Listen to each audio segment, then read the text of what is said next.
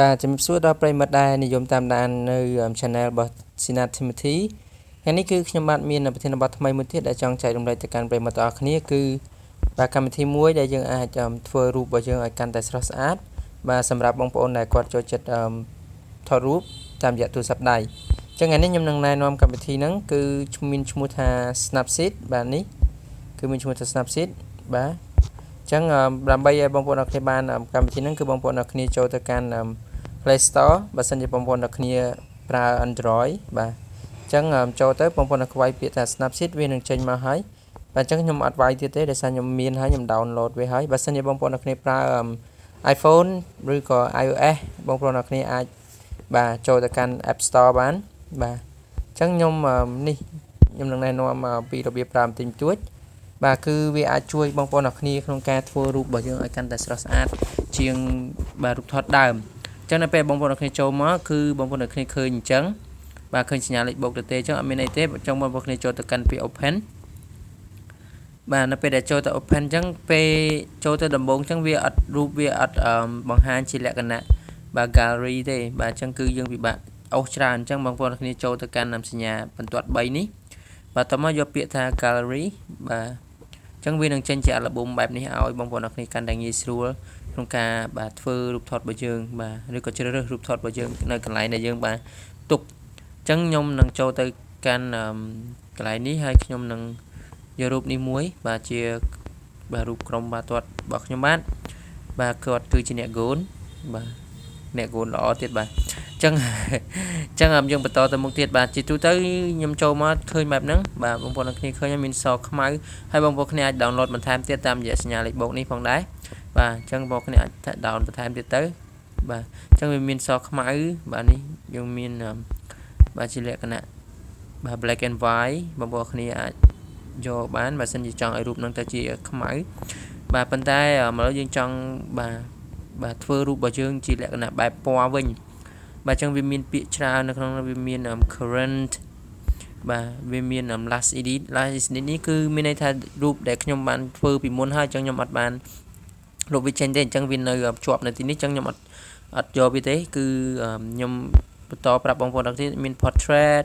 មាន smooth មាន pop បាទមាន accented បាទមានច្រើនទៀតបងប្អូនគ្នាអាចយកបានតាមចំណង់ចំណូលចិត្តបាទប៉ុន្តែជាទូទៅខ្ញុំចូលចិត្តប្រើ pop បាទដោយសារ pop ហ្នឹងគឺវារៀងភ្លឺរូបថតរបស់យើងវារៀងភ្លឺបន្តិចបាទអញ្ចឹងយើងយក pop ហើយយើងគ្រីសវាមិញមកហើយយើងយកពាក្យថា tools បាទ tool ហើយបងប្អូនគ្នាយកពាក្យថា tool image បាទ tool image បាទបន្ទាប់ពី tool image ហើយបងប្អូនគ្នាយកបន្ទាត់ចិត្តសញ្ញានេះបាទគឺយកមកវានឹងមានពាក្យថា bright បែបហ្នឹងមកគ្នា bright ហ្នឹងគឺ brightness បាទគឺវាធ្វើឲ្យរូបថតរបស់យើងភ្លឺជាលក្ខណៈបែបឆេះបាទពន្លឺខ្លាំងមែនទែននៅពេលដែលយើងអូសដល់កម្រិត100បាទអញ្ចឹងយើងអូសត្រឹមតែ40ឬក៏45បានហើយរូបយើងលក្ខណៈហ្នឹងដល់យើងអូសខ្លាំងពេកវាឆេះបាទប៉ុន្តែយើងបោះអូសមកក្រោមវាងឹតវិញបាទអញ្ចឹងយើងទៅលើបូកបាទគឺ40បាទខ្ញុំយក40បានហើយកុំឲ្យរូបរបស់យើងឆេះអញ្ចឹងពេលដែលយកហើយយើងកុំតន់អាគ្រីសនៅពេលដែលគ្រីសមានន័យថាយើងបាទធ្វើបានតែប៉ុណ្្នឹងទេអញ្ចឹងបងប្អូនគ្នាយកសញ្ញានឹងដដែលមកហើយយកបន្តចុះមកក្រោមមកតាមលំដាប់ដោយបាទ contrast បាទ contrast នេះគឺដូចគ្នាស្រដៀងទៅនឹងបាទ price មិនដែរបាទប៉ុន្តែវាធ្វើឲ្យរូបរបស់យើងនឹងវាឆេះតែពន្លឺទេប៉ុន្តែរូបវានៅដដែលបាទរូបវានៅតែដិតអញ្ចឹងកុំយកខ្លាំងពេកជាទូទៅខ្ញុំយកវាត្រឹមតែ40ឬក៏35ដូចគ្នាខ្ញុំយក35មកហើយបាទអញ្ចឹងយើងយកអានឹងដដែលមកហើយយើងយកបាទចុះមកក្រោមទៀតមកបាទនេះគឺតាក់ទងជាមួយនឹងពណ៌បាទ saturation បាទ saturation ហ្នឹងគឺពណ៌បាទបងប្អូនគ្នាឃើញដិត color កាន់តែខ្លាំងបាទធ្វើឲ្យរូបរបស់យើងកាន់តែស្អាតបាទនៅនេះសខ្មៅបាទអញ្ចឹងយើងយកពណ៌ទៅលើយើងយកបូកមកបាទបូកខ្ញុំយកត្រឹមតែ50ឬក៏45ទេពីព្រោះកុំឲ្យ color ដិតខ្លាំងពេកអញ្ចឹងយើងបន្តទៀតបាទអញ្ចឹងយើងយកទៀតមកបាទ Avins បាទអាហ្នឹងគឺដូចគ្នាដែរវាធ្វើឲ្យរូបរបស់យើងកាន់តែដិតបាទនេះបាទយើងមើលទៅបងប្អូនឃើញស្រាប់ហើយបាទអាហ្នឹងខ្ញុំយកដូចគ្នាដែរ40ឬក៏35បានហើយខ្ញុំយក40បានហើយបាទចឹងតទៀត highlight បាទសូមចំណាំបងប្អូនអរគ្នា highlight កន្លែងនេះគឺយើងឡើងទៅលើវាធ្វើឲ្យរូបរបស់យើងបាត់ពណ៌ប៉ុន្តែយើងអស់មកក្រោមវិញបាទនេះយើងអស់មកក្រោមវិញដក ដកវាធ្វើឲ្យរូបរបស់យើងកាន់តែស្អាតបាទ highlight បាទអញ្ចឹងគឺខ្ញុំយក30ឬ35បាទខ្ញុំយក35បាទ highlight 36អត់អីទេបាទតមក shadow បាទ shadow នេះគឺស្រមោលដូចគ្នាដែរនេះយើងធ្វើឲ្យកន្លែងដែលខ្មៅហ្នឹងគឺខ្មៅដិតហើយបើយើងឡើងមកនេះពណ៌រៀងចេញមកខុតបាទទីទូទៅខ្ញុំយកអាហ្នឹងខ្ញុំយកដូចគ្នាដែរខ្ញុំយកចុះទៅក្រោមឬក៏ឡើងមកលើវាអត់សំខាន់ទេសំខាន់បងប្អូនគ្នាស្រឡាញ់ប៉ុន្តែ shadow ខ្ញុំយកចុះទៅក្រោមត្រឹមតែ15ឬក៏20បាទខ្ញុំយក15បាទតមកយើងចូលមកយើងយកពាក្យថា walls បាទ wall ហ្នឹងគឺវាធ្វើឲ្យ image នេះគឺជាលក្ខណៈ image ត្រជាក់បែប cool ហើយនេះបែប hot បាទអញ្ចឹងអាហ្នឹងយើងអស់ឡើងលើមកយើងយកបែប hot មកបាទព្រោះលេងបាល់ហាក់ក្តៅបាទនិយាយលេងទេតែប៉ិតគឺនៅពេលដែលបងប្អូនគ្នាយកអញ្ចឹងគឺវាស្អាតជាងនៅពេលដែលយើងយក cool អាស្រ័យទៅលើចំណង់ចំណូលចិត្តរបស់បងប្អូនអ្នកគ្នាបាទអញ្ចឹងយើងអស់ហើយយើងមានតែប៉ុណ្្នឹងទេបាទអញ្ចឹងយើងអត់មានអីទៀតទេយើងគ្រីសបាទយើងគ្រីសវាតែម្ដងមកតមកបងប្អូនអ្នកគ្នាយកពាក្យថា tools ម្ដងទៀតហើយយកពាក្យថា detail បាទ detail នេះគឺវាលម្អិតនៅសាច់រូបថតរបស់យើងឲ្យកាន់តែច្បាស់ហើយនេះវាកាន់តែ smooth បាទគឺវា smooth បាទអញ្ចឹងខ្ញុំយកមកលើនេះខ្ញុំយក15ទៅបាទឬក៏20បាទហើយអញ្ចឹងយើងគ្រីសមកបាទគ្រីសឲ្យបងប្អូនគ្នាយកពាក្យថា tools ដដែលបងគ្នាមានច្រើនមានឃើញមានច្រើនមែនតើមាន vibrant បាទមានអានេះកាត់អានេះសម្រាប់បង្វិល rotel នេះសម្រាប់បង្វិលរូបបាទមានជាលក្ខណៈលេងបាទច្រើនមែនតើបាទជាលក្ខណៈវាយអក្សរក៏មានដែរបាទនេះពាក្យ the text នេះអក្សរ T នេះវាយអក្សរប៉ុន្តែឥឡូវខ្ញុំសូមណែនាំមួយទៀតសិនគឺ land blur បងប្អូនគ្នាយកពាក្យថា land blur បាទ land blur នេះគឺមានន័យថាយើងស្រឡាញ់រូបឧទាហរណ៍បើសិនជាយើងថតជាលក្ខណៈ selfie យើងចង់ឲ្យរូបរបស់យើងផុសនៅបាទពីមុខគេតែម្ដងហើយរូបផ្សេងៗទៀតគឺវាព្រាលបាទធ្វើឲ្យរូបរបស់យើងនឹងមានសោភ័ណភាពកាន់តែល្អឥឡូវខ្ញុំចង់ឲ្យគាត់នេះរៀងផុសជាងគេបន្តិចអញ្ចឹងខ្ញុំយកបាទខ្ញុំយកគាត់អញ្ចឹងបាទហើយផ្សេងទៀតគឺគេនឹងព្រាលបាទនេះព្រាលតែម្ដងបាទអញ្ចឹងយើងយកអាហ្នឹងឲ្យស្រ័យទៅលើយើងចង់ឲ្យព្រាលប៉ុណ្ណាបាទត្រឹម75ហើយយើងគ្រីសបាទយើងគ្រីសមកបាទនៅពេលដែលយើងគ្រីសហើយបងប្អូនអរគ្នាបាទចង់វាយអក្សរបន្ថែមទៀត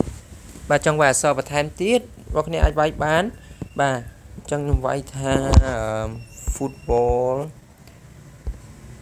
បាទ footballer បាទ footballer បាទ footballer បាទ strong បាទ stronger បាទ footballer stronger បាទខ្ញុំយកអាស្រ័យទៅលើយើងស្រឡាញ់បាទអញ្ចឹងយើងស្រឡាញ់ប៉ុណ្ណឹងយើងយកប៉ុណ្ណឹងមកបាទនេះវា load មកអញ្ចឹងហើយបាទហើយយើងព្រមវាយើងយកម្រាមដៃពីររបស់យើងហ្នឹងព្រមវាបញ្ចូលគ្នាមកបាទនៅពេលដែលយើងធ្វើហើយយើងព្រមវាចូលមកបាទនេះបាទរួចហើយអញ្ចឹងបងប្អូនអាចលេងពណ៌បានតាមការចំណង់ចំណូលចិត្តពណ៌របស់បងប្អូនអរគ្នាបាទយកពណ៌អីក៏បានដែរលឿងបាទក្រហមបាទពណ៌អីក៏បានដែរអាស្រ័យទៅលើការចូលចិត្តរបស់យើងបាទឥឡូវខ្ញុំយកពណ៌ក្រហមនឹងចុះបាទស្អាតហើយតបមកបាទអស់ហើយអញ្ចឹងនៅពេលដែលបងប្អូនគ្នាឃើញថារូបបែបហ្នឹងស្អាតហើយបងប្អូនគ្នាយកពាក្យថា export បាទ export ហ្នឹងគឺវាជួយយើងឲ្យ self បាទរូបនេះដែលมันមានភាពស្មុគស្មាញទេគ្រាន់តែយកមក save តែម្ដងទៅហើយវានឹង automatic ចូលទៅកាន់ gallery របស់យើងហើយអញ្ចឹងយើងអត់ត្រូវការបារម្ភត្រូវការឆែកមើលនៅក្នុង file ឬក៏កន្លែងដែលផ្ទុក memory ទេវាចូលទៅកាន់កន្លែងរូបថតរបស់យើង automatic តែម្ដងហើយវារៀបតាមលំដាប់ដោយស្អាតតែម្ដងបាទអញ្ចឹងឥឡូវខ្ញុំ save រួចហើយបាទអញ្ចឹងខ្ញុំនឹងចូលទៅកាន់រូបថតឲ្យបងប្អូនគ្នាមើលបាទចូលទៅកាន់រូបថតបងប្អូនគ្នាមើលថារូបដែលខ្ញុំបានកាត់ហើយនិងរូបដែលមិនទាន់បានកាត់នឹងខុសគ្នាយ៉ាងម៉េចបាទនេះរូបថតដែលខ្ញុំមិនទាន់បានកាត់បាទខ្ញុំមិនទាន់បានធ្វើវាគឺបែបហ្នឹងហើយឥឡូវខ្ញុំចូលទៅកាន់រូបថតដែលខ្ញុំបានធ្វើហើយបាទនៅក្នុង Snapseed នេះបាទនេះរូបខ្ញុំធ្លាប់ធ្វើមុនបណ្ដាលនេះខ្ញុំធ្វើឲ្យបងប្អូនអរគ្នាបាទទស្សនាបាទនេះឃើញតែស្អាតតែម្ដងពណ៌បាទសាច់អីម៉ត់បាទគឺស្អាតមែនតើបាទអញ្ចឹងនេះជារូបដែលយើងបានបាទគឺវាមានការខុសប្លែកគ្នាបែបហ្នឹងហើយបាទដូច្នេះបាទអរគុណសម្រាប់ការទស្សនានៅវីដេអូនេះអញ្ចឹងសូមប្រិយមិត្តអរគ្នាបានជួយ like share នៅវីដេអូរបស់ខ្ញុំបាទកុំភ្លេច subscribe និងចុចកណ្ដឹងមួយផងដើម្បីឲ្យខ្ញុំបាទ